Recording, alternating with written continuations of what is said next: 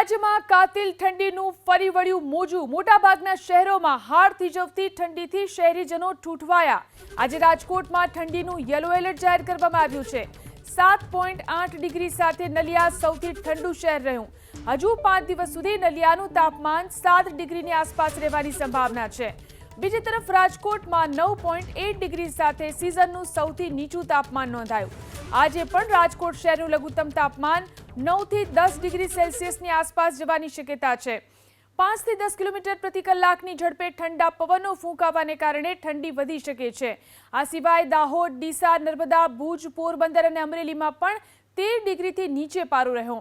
હવામાન વિભાગે હજુ પણ 2 દિવસ સૌરાષ્ટ્રમાં કોલ્ડ વેવની આગાહી કરી છે। તો કોલ્ડ વેવની અસર રાજ્યના અનેક વિસ્તારોની અંદર વર્તાઈ રહી છે। 7.8 ડિગ્રી સાથે નલિયા સૌથી ઠંડુ શહેર રહ્યું। 8 શહેરોમાં 13 ડિગ્રીથી નીચું તાપમાન નોંધાયું છે। તો સૌરાષ્ટ્રમાં પણ 2 દિવસ કોલ્ડ વેવ અને હજી પણ યલો એલર્ટ આપવામાં આવ્યું છે।